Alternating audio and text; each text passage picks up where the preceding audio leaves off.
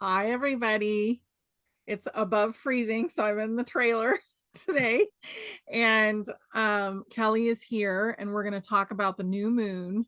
But I also want to bring up a few things. So we are at the end of the precession of the equinoxes, and Kelley and I are going to talk about that a little bit.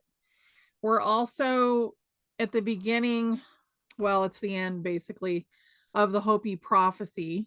So we're about to go into that fifth world that they talk about. And there is a blue star that the Hopi look for. And I've seen that blue star, but we have shifted timelines since then.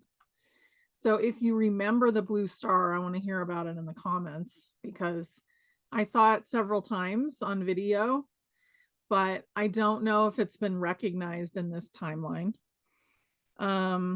We also have the parade of planets, which is going on, which we're going to talk about, and Mercury is supposed to join in later. And then we have already ended the Mayan calendar. We've had all of those white buffalo show up, and we've had a lot of biblical events. So what does that mean? That means we're done with 3D. The split is in the process or has already happened.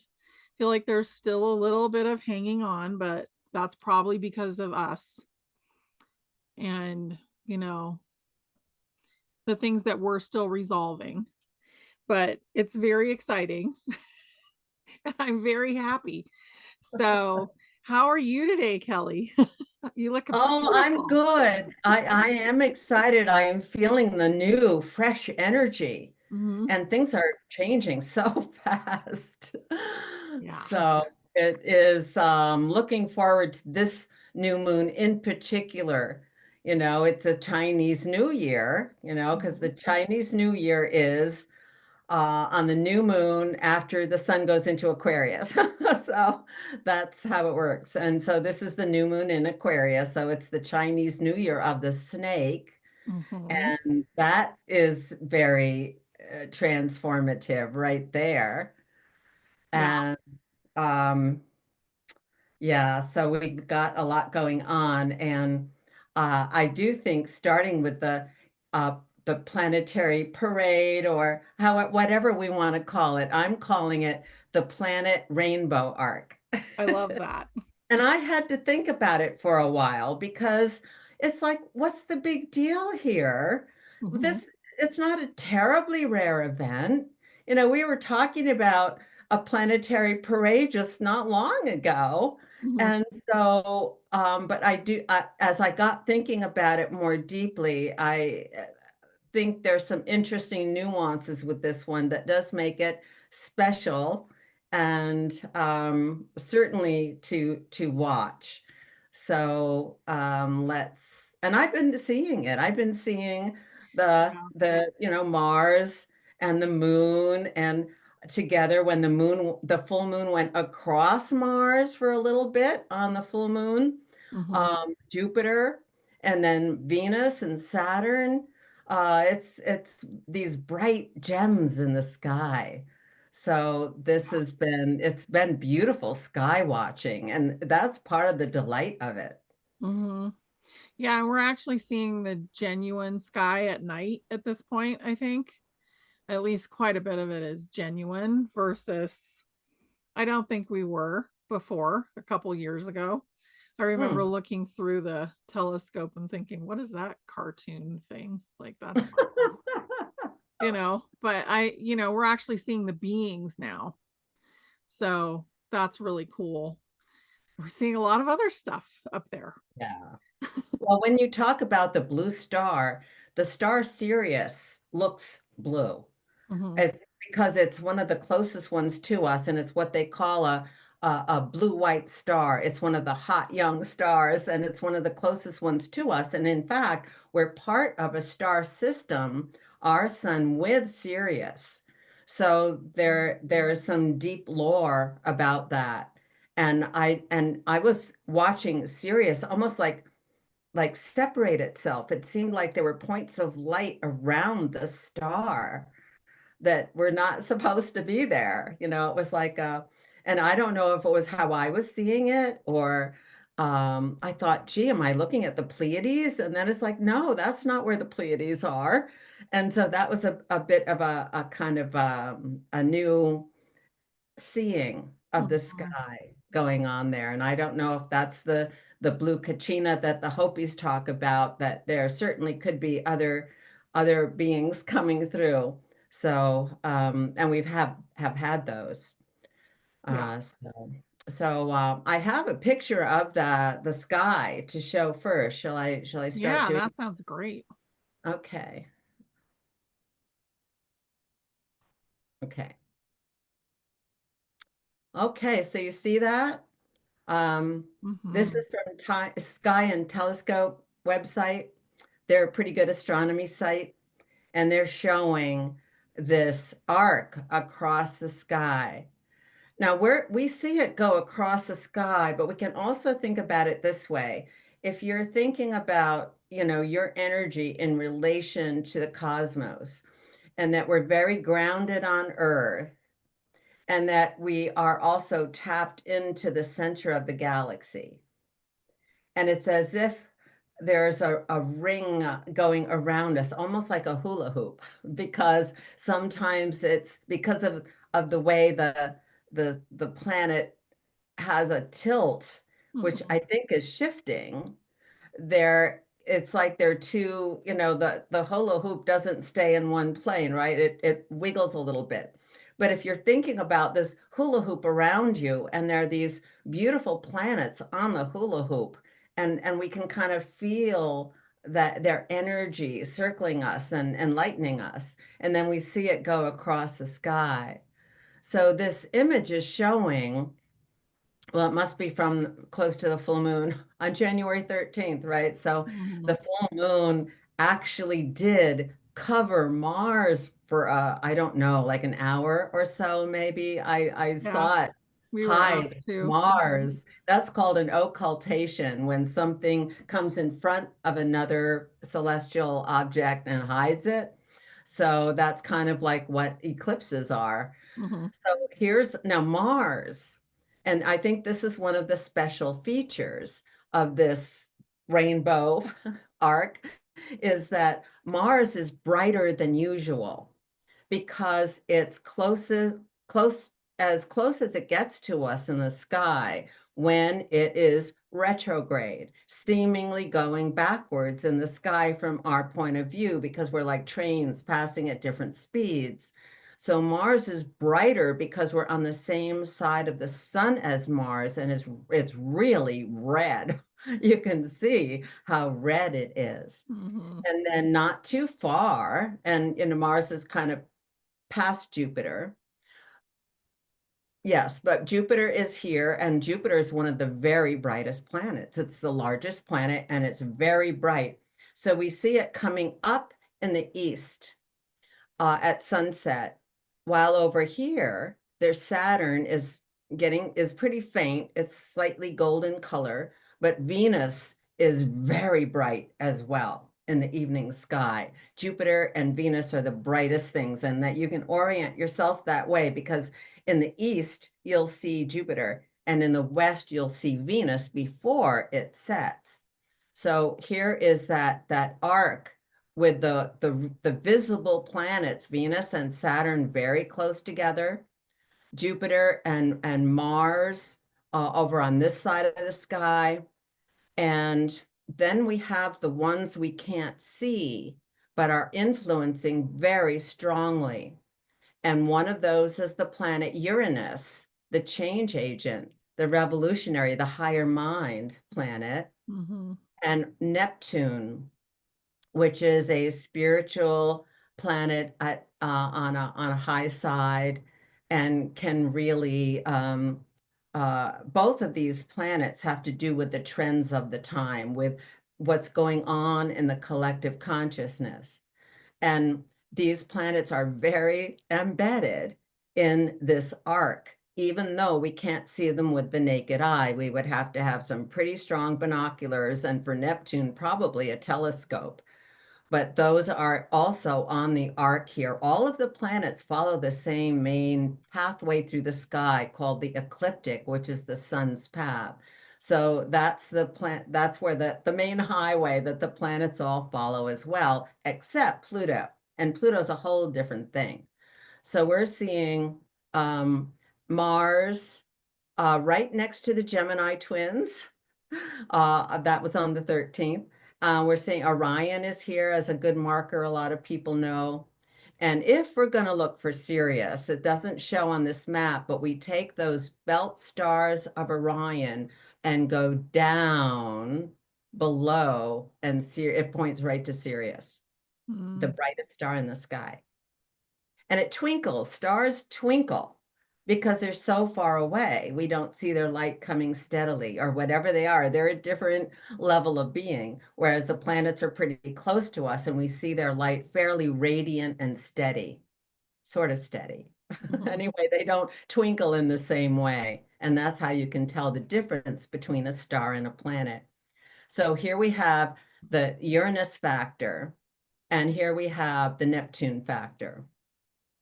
So I think that is part of why this alignment is special, and that Mars is so bright. And it is, if we want to look at the archetypal energy of Mars, it has somewhat to do with the masculine and the divine or celestial masculine, whereas Venus is the divine or archetypal feminine. So, which is very influenced by Neptune and Saturn right now. So this is what we can see in the sky, this bright, parade of planets. And they're all speaking to us, right? They're all speaking to us, and they're all saying, "Hey, we're all here. We're here. You can you can commune with us." And I think it is special when we can see all of the bright planets in the sky. And Mercury is very close to the sun, so we don't see it very often, but we should be able to, maybe if you have a good view of the sky, see it on February 28th, maybe, and maybe the first week or more of March. So that's when it could be visible, but it's very hard to see. So that's the astronomical view. And I want to translate that into the astrological view, which is this is the chart for the new moon. And so here we have Mercury that's not visible yet. You can see how close it is to the sun. It's just lost in the light of the sun. That's called under the beams of the sun. But here is Saturn and Venus and Neptune very close together. Here is Jupiter, and here is Mars.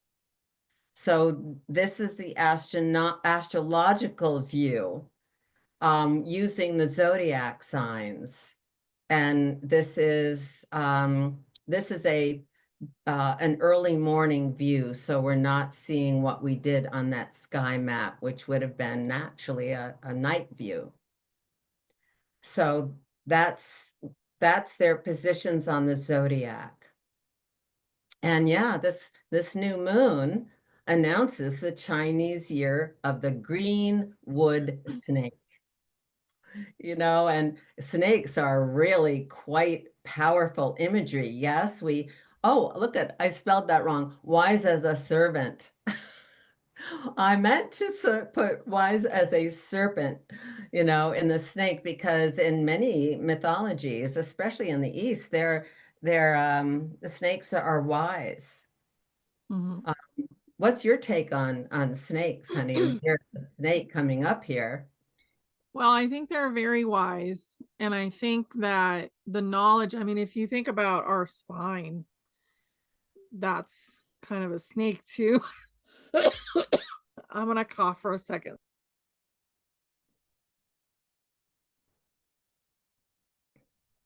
I think I'm still going to cough. Let me pause. Yep. Okay, so now that I'm done coughing, I think that the snake is very wise. It's part of everybody's body, basically, because we all have a spine. Yeah.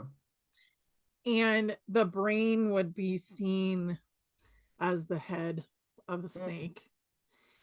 And we've had a reptilian brainstem for a long time, and that's kind of being phased out. Just like our eyes are upgrading and our heart has moved in the chest and the kidneys are in a different place, the brain is upgrading and the eyes are upgrading. So we're going to see through the veil much easier. And what a perfect time, because the snake also sheds its skin and everything's going to be revealed really quickly, probably over the next few months. And also, I see a lot of abundance coming in with this Chinese New Year. And wood is another thing. So wood to me is like the element of life, because the tree is actually the expression of life. And it's not just like a mm. rock or a fire. It's not an element. It's actually the life that springs out of the elements. Oh, beautiful. Mm, Yeah. So I feel like this is going to be really good. And I think 2025 is going to be amazing for humanity. But I'm excited to see what's coming in the next 2 weeks, because I think it's going mm. to be a bombshell. Well, the new moon, right? It Yeah. waxes to full in 2 weeks. And so what you were saying about a lot of hidden things coming out is truly indicated right here with Mercury conjunct Pluto. Because Pluto is stuff that's been hidden below ground and it's in Aquarius now. It's things are getting aired out. And that's personal things and collective things. So we're a lot of us are, kind of witnessing our shadows and saying hello and saying goodbye. And with Mercury, Mercury is the news. Mercury is the information coming out, and this is a lot of information coming out that is not new, but it's being aired more than it was, and on a collective level. And for the last couple of years, Pluto's been going back and forth into Aquarius, back into Capricorn, back into Aquarius, and it's staying in Aquarius now. So this is the time where it's all opening up. And I think there's going to be a lot of disclosure, revelation, secrets coming out, corruption coming out, all kinds of social change in really fast sequence. It's already started, but this is an indication of that, how close Pluto and Mercury are. And they're very involved with the new moon. So let's look at this more. And this, I just want to also explain the arrows here are the pointing to the planets that are the invisible planets in this planetary arc. So here we have the new moon, and there's the Pluto-Mercury combination, very close. The numbers show how close the planets are. So 1 degree and 2 degrees are very close, very close. And then we have the new moon, sun and moon at 9 degrees Aquarius, right in the thick there. Usually astrologers say if planets are within 10 degrees of each other, there's a really strong influence, and the closer, the stronger. So this new moon right here at almost 10 degrees Aquarius is very much involved with the Pluto Mercury, and Mercury is moving right into the new moon area in just a few days. And then we have this beautiful energy called Characlo. Characlo is the female, the feminine aspect of Chiron, the teacher healer. So Mm. this is the feminine aspect of the healer energy that holds the space for the best outcome to happen. So this new moon is very influenced by Characlo. That is just a lovely energy that that that holds the space. And I got really into Characlo in 2014 when they discovered that Characlo has two very thin rings around her like a halo. And this is a very small object in the sky. And it transitions between different realms of the solar system. So it's a consciousness shift planet that it opens. But this is when I started kind of hearing the energy field. those those halos around Charclo feel to me like they're tapping in to the cosmic energy, Mhm. especially in Aquarius. It's a highly electrical sign. So if you're hearing things, just imagine that you've got that halo around your head and you're picking up on the energy field. Um, so Characlo is beautiful in her capacity to hold space. And in Aquarius, that would be for the collective higher mind to be able to be invoked and to be able to be received as well. And then we have Ceres, that's Gaia. This is the Earth Mother. And she too, she is being held and she is holding us in her own new level of consciousness. So something is opening up here that has to do with the snake and the energy of Earth herself and the cosmic, consciousness arising in this new space we're in now. Mhm. So there we are. That's a big bundle there around this new moon with a lot of influences. And in relation to the other planets, this is a beautiful alignment between the new moon and Jupiter, which is in Gemini. And these are both air signs. These are both signs of the mind and our mentality, but it's also about a higher mind and mentality. And that's the Aquarian part. That's the hearing the cosmic, that's the tuning into this, kind of what you were calling, whatever's going on in our brains is shifting into a higher octave, we could say. Mhm. And Jupiter is saying, be open to this. Anything is possible. It's a very open-minded sign. If you hear some information that is totally shocking, just like look at it. Like, could this be possible? Don't shut it off. This is like, listen, hear what's being said. And this is helping us open up to what is possible, what we would never have believed is possible. And Jupiter has a lot to do with our belief systems. So this is like opening up to new possibilities, even though, you might have to be convinced at some point.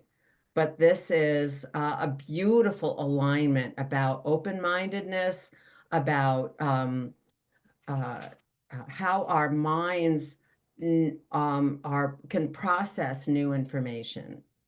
Mhm. I love that. It Yeah. really feels like we've gone through a portal, and humanity agreed as a soul group to go into change and go into the fifth density, and that was only a week Mm. and a half, 2 weeks ago. Like, it was not that long ago. So we're in the midst of that change, really Yes. amping up. Yes. Yeah. And Jupiter's holding right in there. Jupiter has been retrograde. That's what this little symbol means, retrograde. It's been going backwards. It's been kind of going back over things and gleaning more information from our experience over the last many months. And it's about to turn forward on February 4th or 5th. So we're going to be ready to move forward with a new frame of reference, we could say, as part of the wisdom of the serpent. And it's very it's a very positive alignment for more open-mindedness, more conversation about things, having more dialogue. People are going to be talking more about whatever's coming up.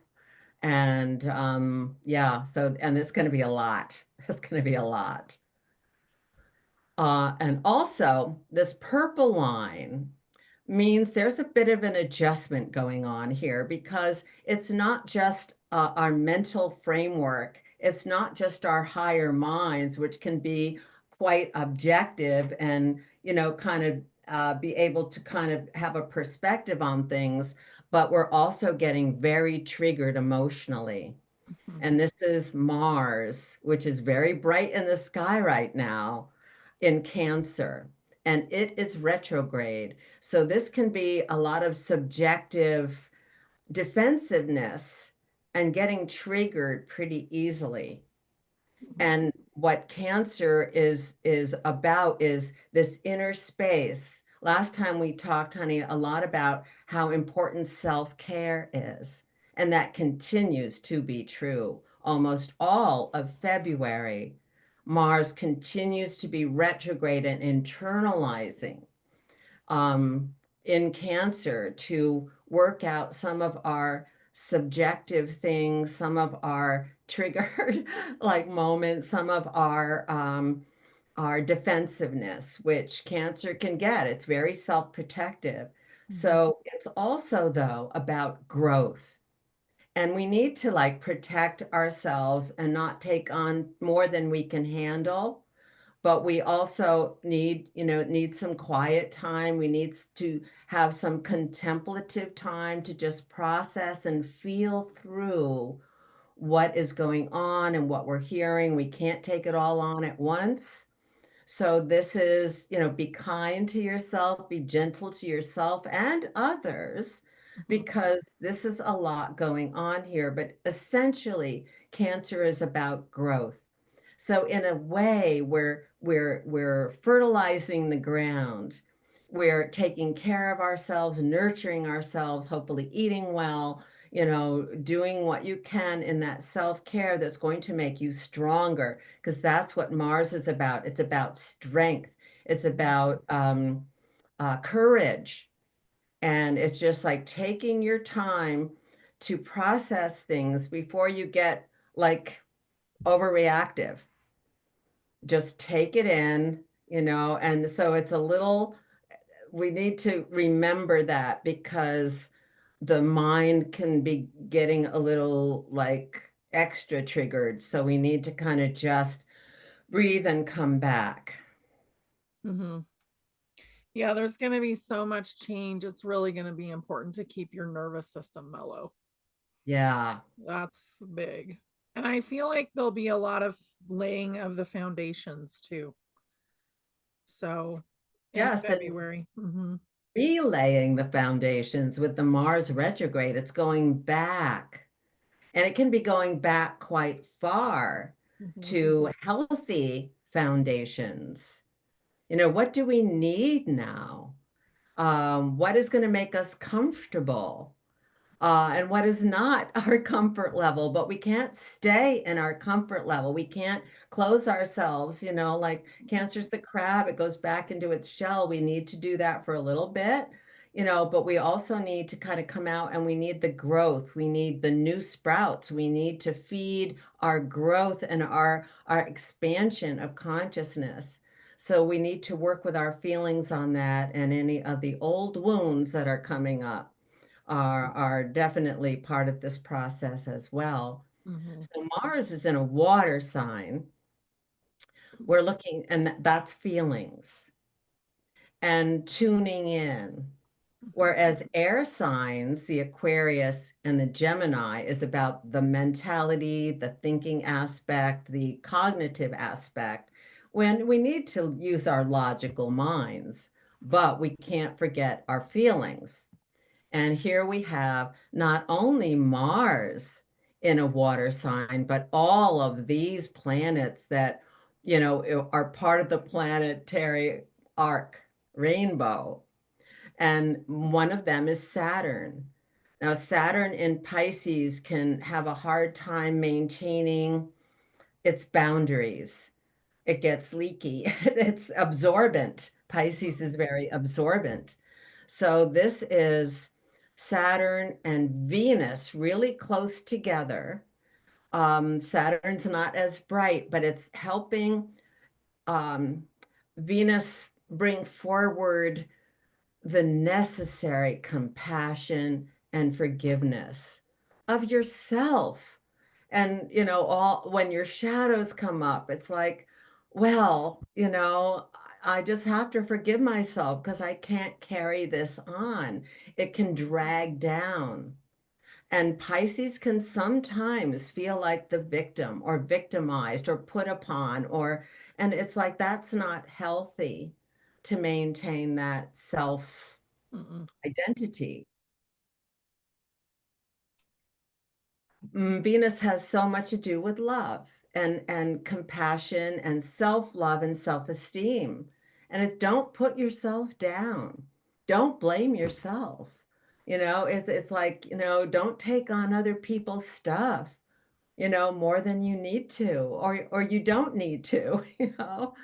It's just stepping, there's where we can use all the Aquarian planets to kind of step back and say, oh, I've been triggered here. I'm feeling something. I'm am I really okay? And Neptune, it's like an amplification of the self-forgiveness energy. And not just self-forgiveness. You got to forgive other people for not being perfect too. So this is a lot of the forgiveness that is really necessary at this time to let go and let the waters wash it away. Mhm. So that there's a lot of water here as well. And this is also the collective, especially with Neptune. Neptune is a collective consciousness planet where we've been so many floods have been happening literally, Mhm. but also Neptune has been in Pisces since 2011, 2012. And that is the time that the Mayan calendar pinpointed in terms of the cycles shifting Mhm. and a special phase ending. Now, so we were talking before about the precession of the equinoxes, and it's not just the equinoxes, Mhm. it's the solstices as well, those four corners of the seasonal changes. And in 2012, the Mayan calendar was indicating that the solstice point was shifting ages, which happens before the equinox point that we usually use to talk about the age. We use the March equinox, whatever's rising, whatever sign is rising over the eastern horizon on the March equinox as the sign of the age. But they're all four corners. The equinoxes and the solstices are changing. And my understanding is that on the December solstice in 2012, the uh, the the solstice point changed signs, and all of the both of the solstices and both of the equinoxes are changing sign, but they don't do it like a gear shift. They do it in a kind of fluid time frame. You get what I'm saying? I hope Yeah. it. Yeah, because the universe doesn't use time. Yeah. So, like, this is kind of like a gift. Astrology is a gift for humanity to know kind of what's coming up energetically. But the universe doesn't use time at all. It's completely different and it's circular. And we're basically coming through so many signs that we're in a big change. And they're not all at once, but everybody can see that there's like sign after sign. Yeah, Yeah, it's like in the middle a, of a, it. a Yeah. portal of time. It's like, yeah, or not time. Mhm. But so the winter solstice, the sun is rising as close as it gets to the galactic center Mhm. at the heart of the Milky Way. And this is significant. Anytime any one of the equinoxes or solstices is in alignment with the galactic center, the heart of the Milky Way, we are getting flooded with the light and the potential and the newness of this age. Mhm. So this is one of the, windows. Many cultures like the Mayans and other cultures that have more of a shamanic tradition are more tuned into the Milky Way and these larger cycles because they can see those larger cycles. Yeah. So, so now Neptune's toward the end of Pisces, and it's going to change sign and go over the March equinox point at the end of April, right around an eclipse. Wow. Woo! I mean, March is going to be wild. When we get to March, we're going to have a lot to talk about, but it's going over the spring equinox point. So it is inviting in another one of those corners that has to do with the processional shift. Mhm. And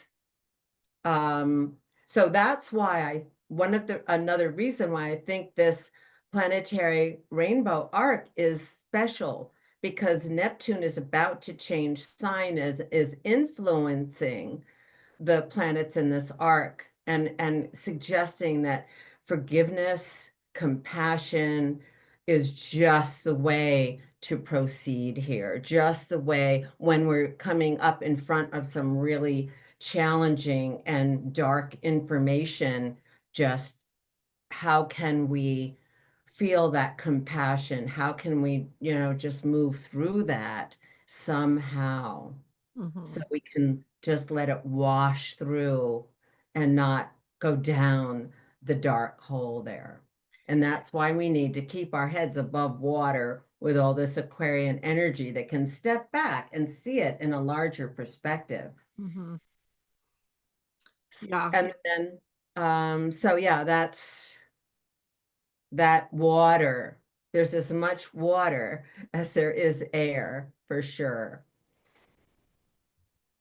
Um, so the So, dragon is, oh, sorry, go ahead. no, I'd like to know what your input is right now. Well, we've been going through a time where there's been really a lot of triggers rising, which means people have had a lot of shadows to transmute. And a shadow is a traumatic lifetime. Mm, So that's what I see a shadow as. And you could be the one creating the trauma in that lifetime, or you could be the one receiving the trauma in that yes, lifetime. But you are basically forgiving that lifetime, yes. and that fractal of you goes up to your oversoul and joins. So basically, you're cleaning up your soul. That's what's going on. And you're cleaning up your genetic line. Mm, mhm. So eventually, more fractals that are cleaned up, that are loved up, will come into the body, Mm, which will also bring you more of your gifts, which is called quantum jumping.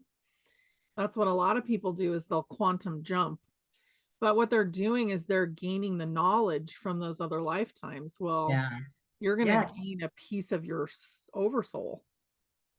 That is so to the point, because what I was going to mention was the dragon head and the dragon tail, which indicate eclipse points, Mhm. and where the path of the moon crosses the path of the sun, so that the sun, moon, and earth are in an alignment that allows us to witness an eclipse, which is an occultation. So, so the no, the north node is the leading edge of collective consciousness at any point.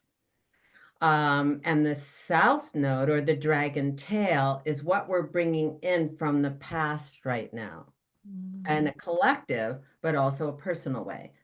So the the themes, the signs of the eclipses of the dragon head and tail have just shifted. They go backwards. So they've just shifted from Aries Libra into Pisces Virgo.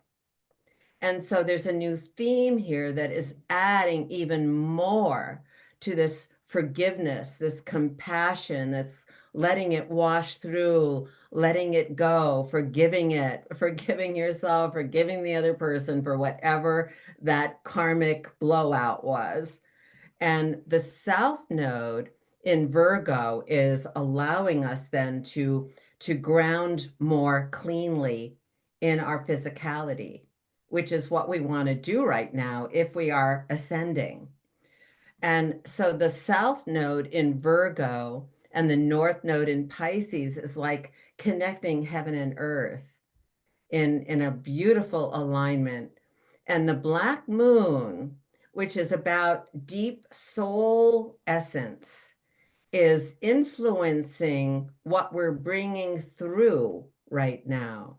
So this, we're bringing through whatever it takes to clarify the soul essence and deepen our relationship to that part of ourselves by letting go of the old stuff that ego often wants to hang on to, the hurts or the blames or the shames. We don't need that stuff. We want a clean, kind of virgin kind of clarity, which Virgo is about.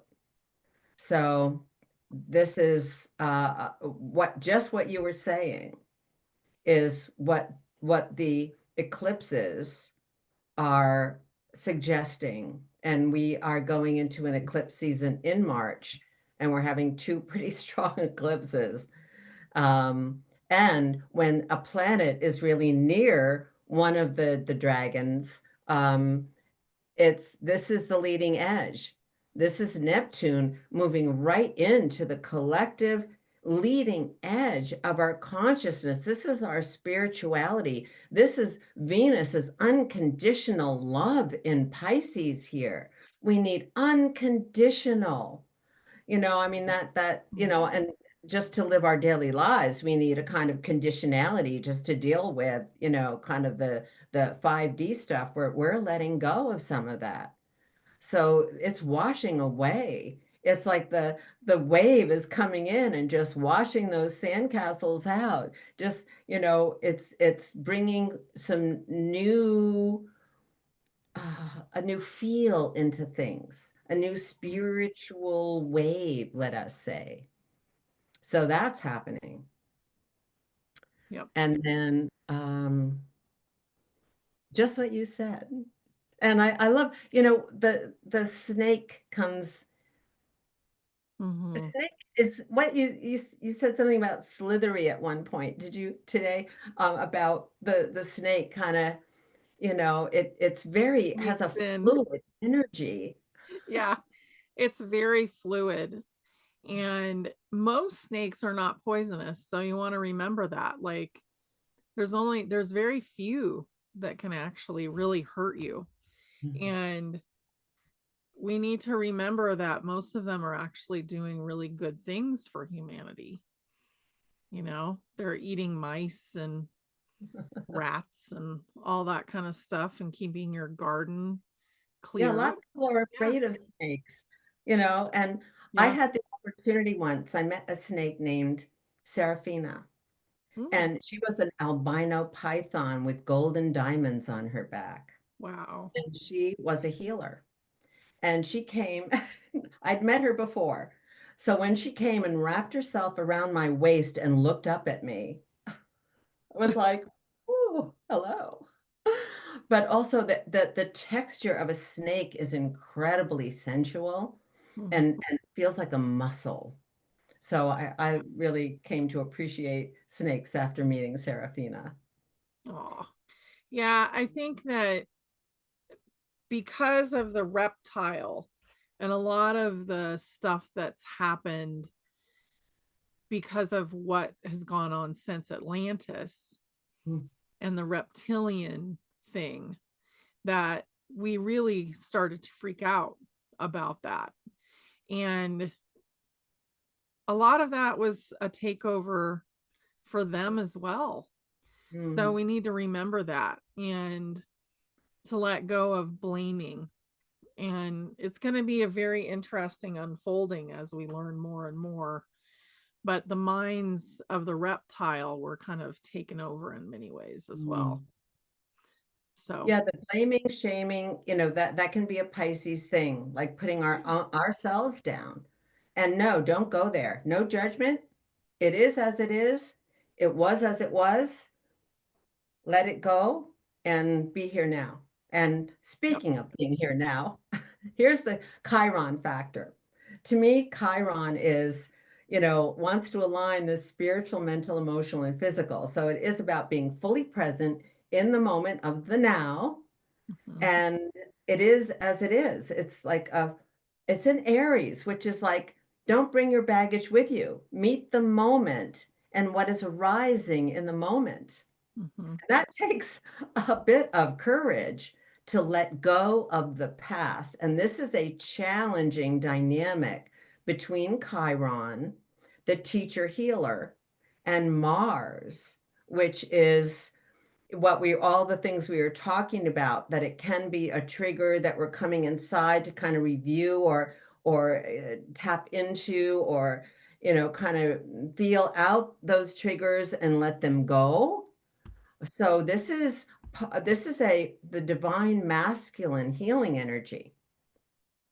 Now, Chiron is at 19 degrees Aries.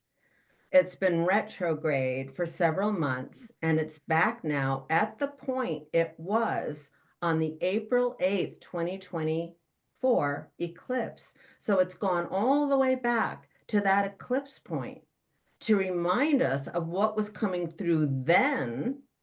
That was a lot of light, of healing light. Healing light. Chiron was right invested in that eclipse. So the healing light, Chiron just turned forward. It's really tapped back into that portal and is saying, okay, let's remember that. Mars is retrograde. Let's go back to that for a minute and feel out again what came through for you at that point. And that is something to digest more fully now. And that Mars is the masculine energy, and this is the healing of the masculine, because Mars doesn't have to be the god of war. Mm-mm. He's the god of courage, of strength, of certainty. This is what I'm doing. This is what I want. This is who I am. And getting really strong in that sense. Mars rules Aries. It's about be who you are. Don't cover it up. Don't hide. Don't go back into that Cancer shell. You're Yeah. good. You're okay. You're who you are. Claim it. Stand up there. Mhm. So, and that's hard to overcome, some of the conditioning, some of the family patterns, some of that unhealed ancestral stuff you were referring to, and to be in the courage of kindness, of caring. This is a protector energy. It's Mhm. not a warring energy. So this is just a part of the now time of what is going on internally, that we don't have to fight back, kind of thing. We don't have to defend ourselves in the ways that we have had to. Yeah. And how can we just relax into that? Because that early on, when we were looking at the planets, I was talking about the divine feminine healing energy. Chariklo and Chiron partner. They're the masculine and feminine of the same archetypal healing energy. Mm-hmm. So that Chariklo was discovered a little later than Chiron, but they're both very active on this moon cycle. And this is the new moon. We've got the 2 weeks until fullness, and then we've got the 2 weeks of the waning moon that incorporates all of that has come into our awareness into our lives. So the whole moon cycle, plays out with the energies that we've been just discussing now. Mm-hmm. As we enter the year of the snake and shed an old dry skin and wriggle out of it a little raw, but into a new way of being. Oh, I love that. That's a great way to describe it. Yeah. Yeah. We're entering into the time of conversation and finding the best solution versus confrontation. And that's what you'll see fall away as the split just continues and continues, Mhm. because the people that are in the confrontation mode, they're in a different parallel. Like they're in a parallel where they're deciding, am I going to be able to do this or not? And a lot of them are choosing no. So when someone is feeling extremely in their ego and defending all the time, then they're into confrontation. And it's a little bit different. And I see it in social media a lot, but it's Mm, starting to fade. And the people that are confronting and doing things with that, they're not allowed, like it's not being allowed anymore. mm, Um, and that's like doing things physically about it, like going out and doing things. So there were things that happened in Portland recently, and it wasn't put up with like it was in the past. So a lot of things are shifting massively, and those timelines where people are not in agreement that they want to go forward, they're choosing their way right now. And we're mm, choosing our way, and it's a beautiful time, and mm, everyone's ascending. So that's not really, anything to worry about, but we're also ascending the human body, mm, and we're creating a fifth density body as we go, which has been a lot of work, like a lot of ascension symptoms, a lot of emotional stuff. Like people have been crying a lot lately. They're letting go of old memories that we don't need anymore, old yeah, programming, and the eyes are changing. So I we're hope. we're going to be able to see through the veil, you Yes. Well, know. that's the Yeah. veil is the Neptune energy, Mhm. and we can already see through it with our hearts. Yeah. It's a matter of, reprogramming the other parts of ourselves to follow that vision of the heart. Mhm. It's just a gorgeous time to be alive, really. Yeah. Yeah. A lot of us have been waiting for so long, and most of our lifetime, for change to happen. And I know, you're not quite my parents' age, but my dad is in his 80s, and he's been waiting his entire life for this and talking about it. And a lot of us have been in that position. So it's an amazing, beautiful time. And I'm really grateful to share it with all you guys. And also that we're going through it like it's actually happening. I always say So, if you're here, you've got a golden ticket. You're a chosen one for this time because mhm, you can do it and you'll revel in it. Yeah. Yeah. yeah, So this new moon is definitely one of the beautiful ones, that are opening this space up. Yeah. yeah, it's amazing. So I love this, Kelley. I just feel like humanity is really moving forward in its big strides now, Yeah. because there really isn't that much resistance. And when the resistance pops up, people say no. So even in your own circles, we're saying, no, I don't want to do that anymore. I don't want to be the martyr to you. I don't want to people please. I'm not interested in being overtaken by your stuff anymore. And people's boundaries have really gotten strong. And that's self-love, you know? Yes. And Yeah. it's like, this isn't fair to me, you Mm-mm. know? It's part of that. It's also looking at that balance between self and other and looking for the, what is the encounter here? Mhm. Something like that. Yeah. Well, and I think people are realizing that they are their biggest project. The biggest project that we have is our own higher self coming in and our human side of us ascending. So that little human soul that's younger is our biggest project.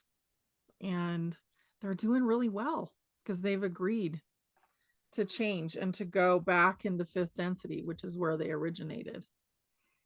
No, Aquarius is so much about the social context. It's like, what team are you on?